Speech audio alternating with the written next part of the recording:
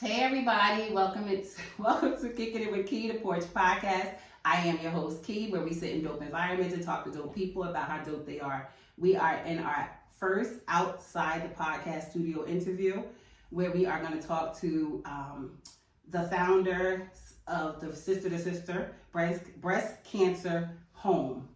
So that's it. That's what we're going to do today. Since we're entering the month of breast cancer, we're going to kick off the month with a breast cancer interview.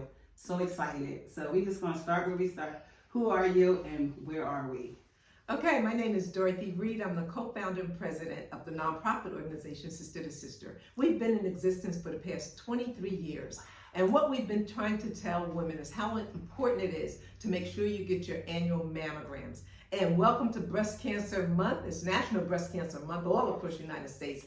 And we're glad to be a part of it. I'm glad to be on this station, this podcast, Kicking It with Key. Yes. And matter of fact, it's my first podcast I've ever done. But I'm glad to be here because we take any opportunity that we have where we can expose, acknowledge, bring awareness to the fact that breast cancer is alive and well in the African American community. We as Black women are still dying 43% more than other ethnic groups in the United States. So we must do something about it. So awareness is one of the ways to get the message out. Yes. So tell us a little bit about the house, the organization, Sister2SISTER. Tell us how it started. I mean, like a little brief about how it started and the history. There was 4 founders.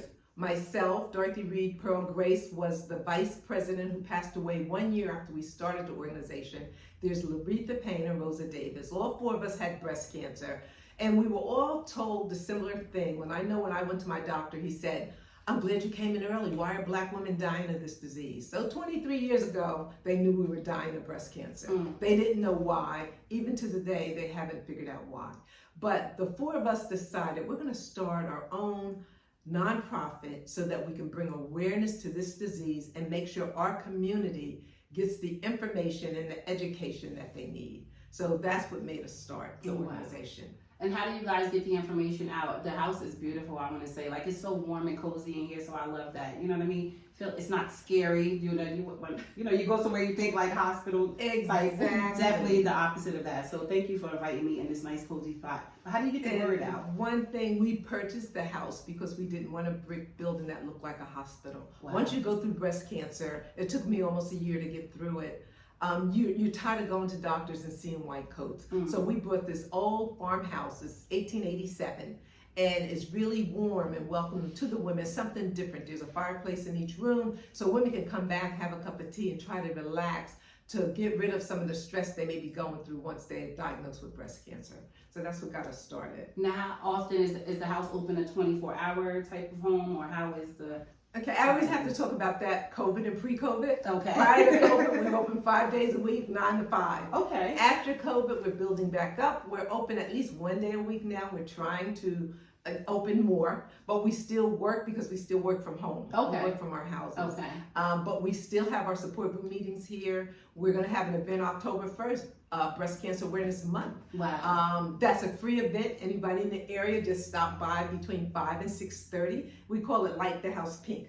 We're actually going to go outside at the end of the program and turn a big spotlight on pink that will remain the entire month of October. That is so great. And they are located in Somerset. Yes, our address is 1201 Hamilton Street, Somerset, New Jersey, 08873. Thank you. Now take us to a typical day of how it works in the home. Like, someone calls you. How does it start? How does someone get to this point? We know they're diagnosed, but how do they get here? Okay, we have about 58 members that are in the community and around in the area. So of course they talk to their friends and their neighbors, but sometimes people come straight from the doctor's office. Wow. They're doctors. We're associated with Robert Wood Johnson and St. Peter's. So if you have a doctor in one of those hospitals, that doctor may mention, well, if you want support, why don't you try Sisters Network, Sister2SISTER.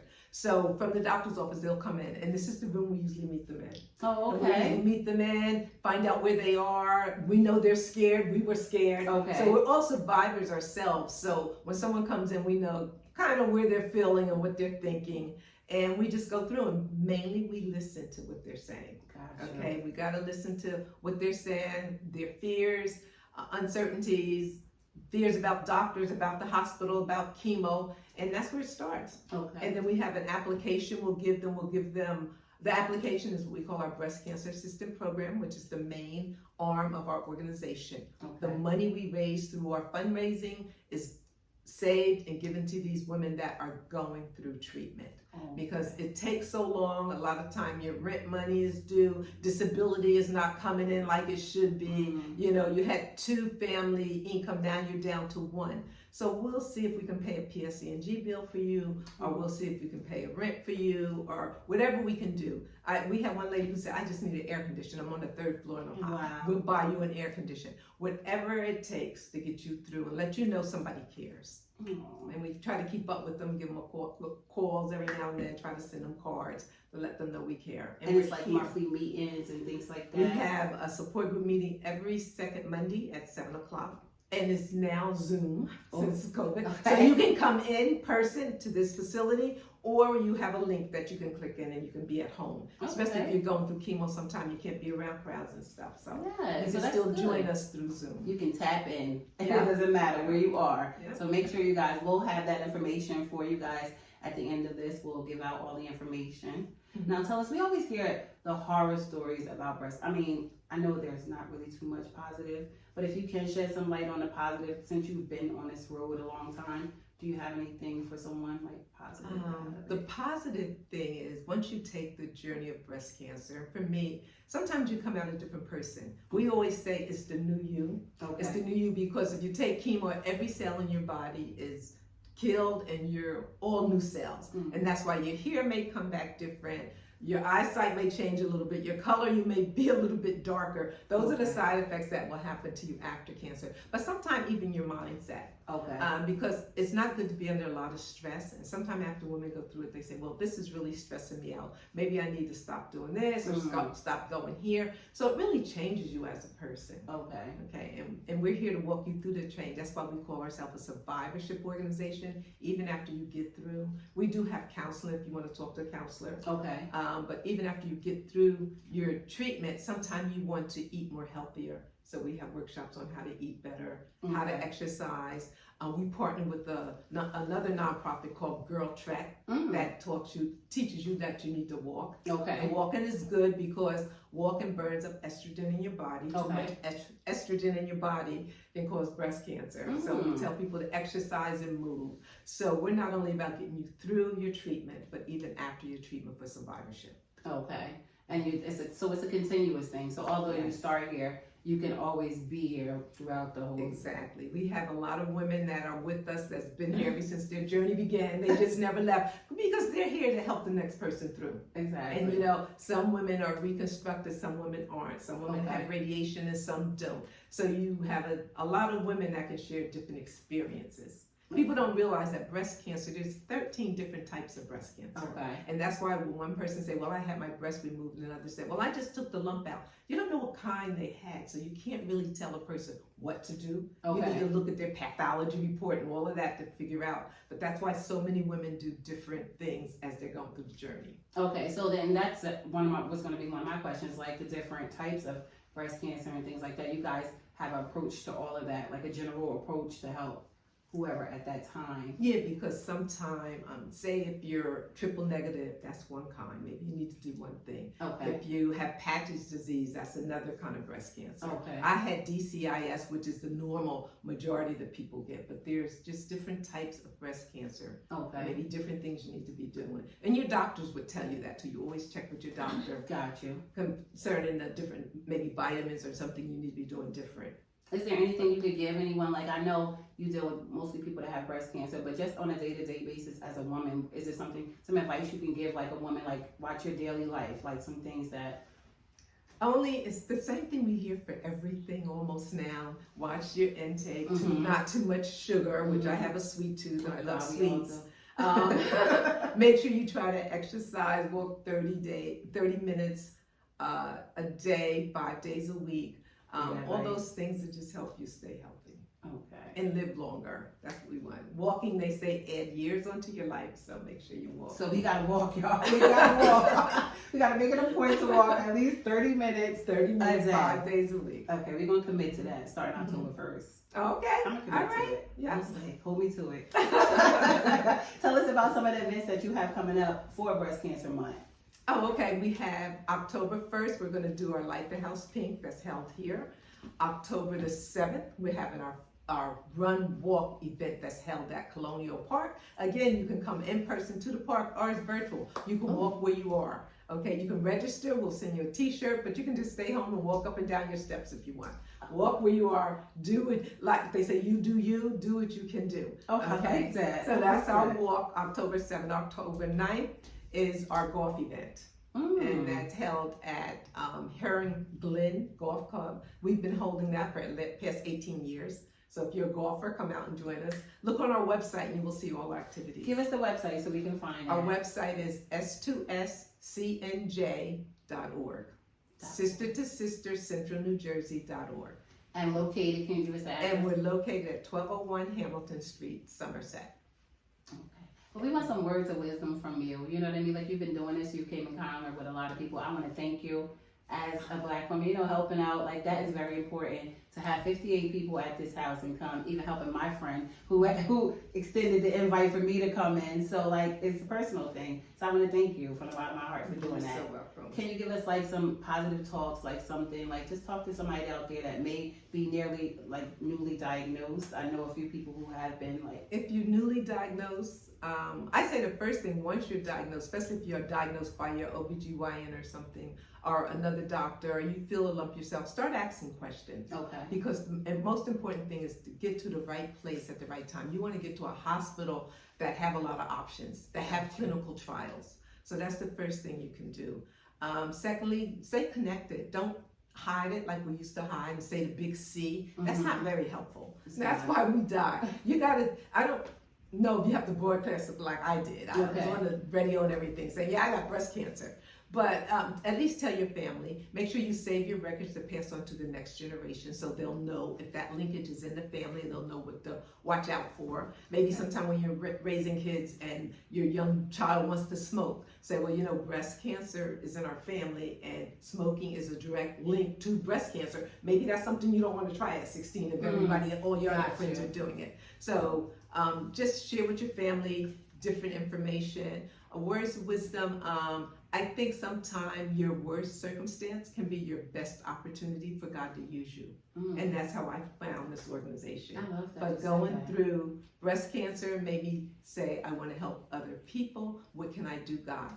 And as I went through my journey for that 10, 11 months, I recited Psalm 118:17, I shall not die but live and declare the works of the Lord.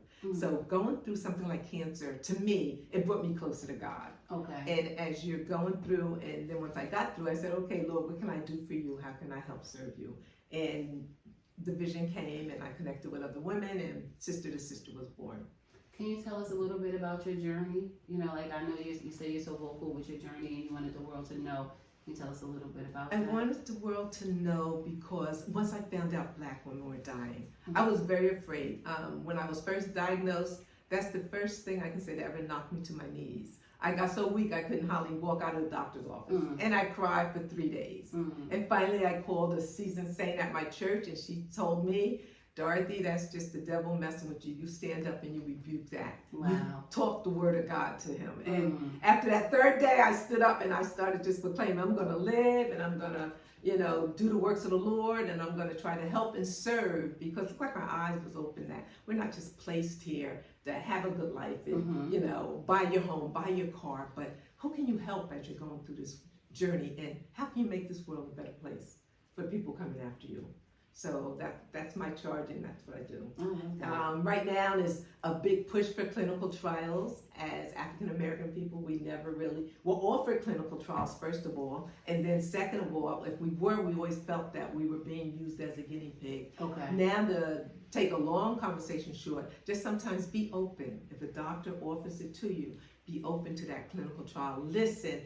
Get educated, learn everything you can about it because it may be the best thing you can do. Wow, that's great advice. Think of clinical trials as part of a treatment option.